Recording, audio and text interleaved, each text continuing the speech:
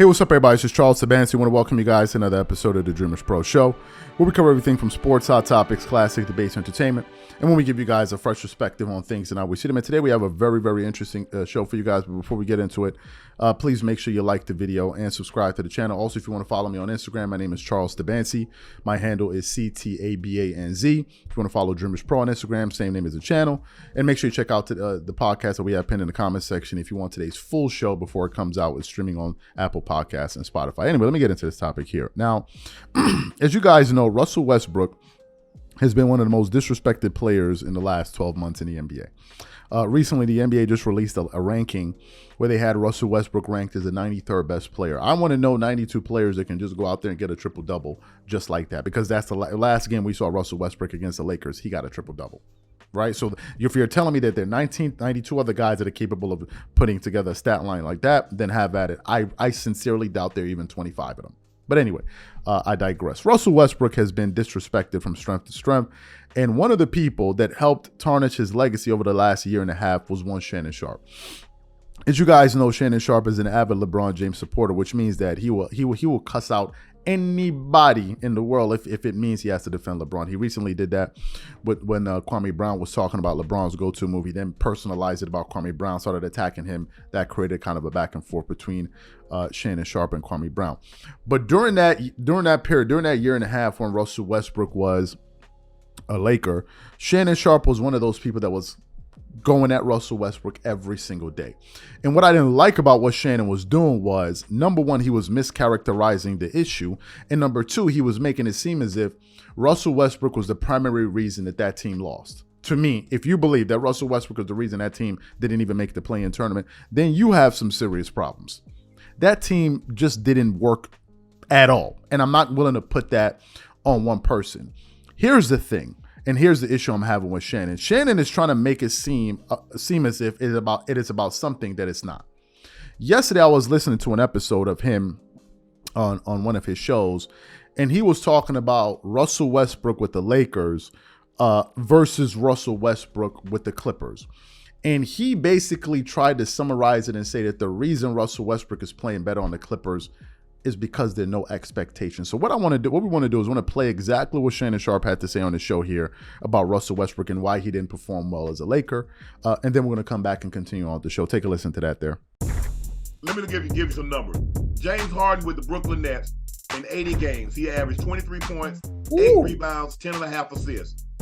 Harden averaged 25 points, 10 assists, 8 rebounds in 45 games without Kyrie. He averaged 26 points, 10 assists, 9 rebounds in 37 games without Durant. You hear them numbers, right? But hold on. Did you listen? Did you hear what I said? Yeah. His numbers exponentially went up. Right. With one or both of the guys out of the lineup. So now with Paul George and Kawhi. Now here's the thing that goes unnoticed is Russ is playing extremely well. Yeah. He's always playing well. That's my homie. What's happening, cuz? He's playing extremely well. Yeah. I think the situation was better for him with the Clippers than the Lakers. No, because Clippers or Lakers? He's in a better situation with the Clippers than he was with the Lakers. Right. And I'm happy that he's playing well. Right. But there's a difference between playing well for $4 million and playing so-so for $91 million. You have to understand, when you're making $91 million and you play for the Lakers, there's a different level of expectation that comes along with playing with the Lakers. You look at the Pantheon, Magic, Kareem, Shaq, Kobe, West, Chamberlain, Mikan, all those guys. And so now the expectation and what was expected, you have to understand, what's expected if you put on that Laker uniform, Ocho? Right. I understand. They don't give a damn about no. Look here, all them, and LeBron found this out. They say we don't care nothing about them four MVPs you got over there. We don't care nothing about no 3 Finals MVPs. We don't care nothing about all them the championship, the finals you went to. Right. What the hell you gonna do in the purple and gold? Right. It's understandable, but I don't. You know what? To me, honestly, I don't even think the numbers matter, because I don't think the player's thinking about that. Whether I'm making $4 million, whether I'm making $91 million, I'm still putting in the same work each and every day, hoping to get the results of the work Yes. it comes to fruition when it's time to play in the games. Russ couldn't help that. It's not the fact that he's in a better situation. Sometimes things don't go the way you want them to when you put in the work you're supposed to. Right. That's just the nature of the beast. And it didn't, but right now he's playing well. I'm happy for him. He's always been able to play well. There's nothing wrong. He's going to play hard. Things were just magnified because he was playing with the goddamn Lakers. That's all. So, and guess what? The criticism is also magnified because you have to understand, you play in OKC, you play in Houston, you play in Washington. The criticism and the likes, you're on national television at least 40 times a year. You play with the Lakers. And so when you turn the ball over 7, 8 times, or you airball a couple of shots and you go 7 for 28, or you go 2 for 17, people are going to talk. Right. So basically, it's basically the same instance with Dak being a part of the Cowboys. Yes. There are certain teams that you play for that move the needle much more than others, where and the expectation. Regardless of how you're playing elsewhere, it's magnified when you're playing for those teams. The Yankees, the Cowboys, the Lakers. Ojo, I don't know how you felt about any other relationships you've been in. But if you and Rail were to break up, it would hurt you more because the expectations that you have with her. Right. Other people that you were just doing with in high school and college and in the league. Right. You like it hurt a little bit. But this, because you've invested in the expectation that Rail and I are going further. Right.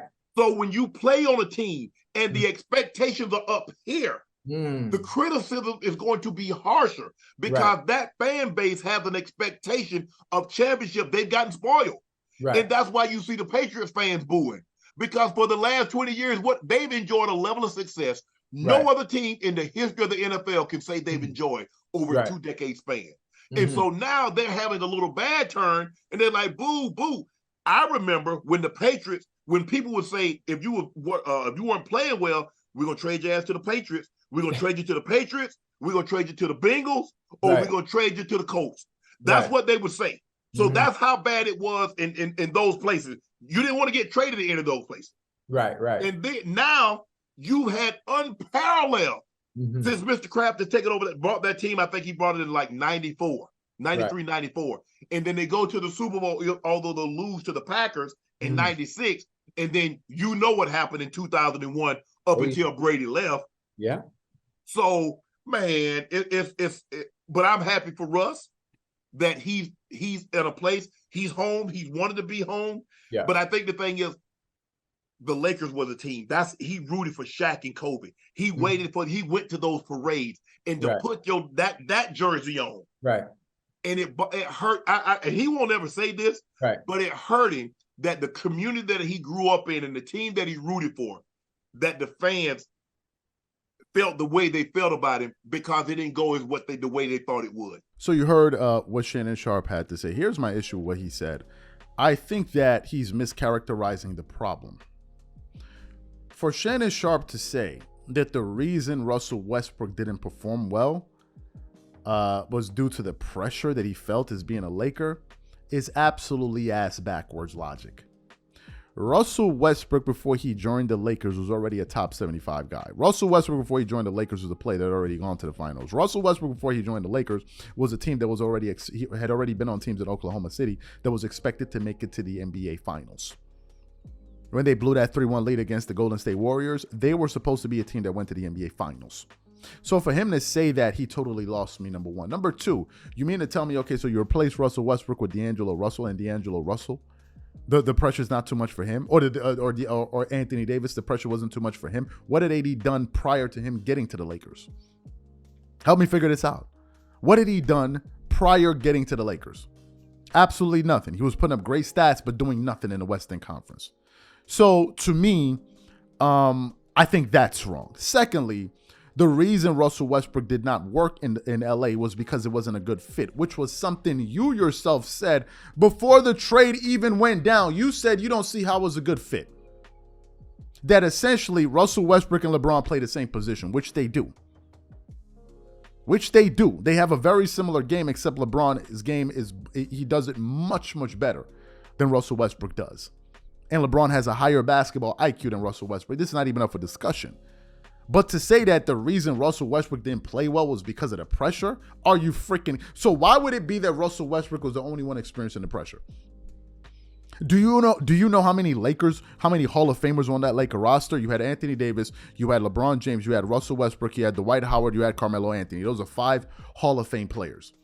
But Russell Westbrook was the one that felt all of the pressure. He couldn't handle the expectations. That's number one. Number two, so help me figure this out. Now Russell Westbrook is playing with the Clippers, and the Clippers are not they don't have expectations to win a championship. Are you freaking kidding me? Do you know that if the Clippers don't make it to the finals this year and ultimately win it all, they're going to blow up that roster?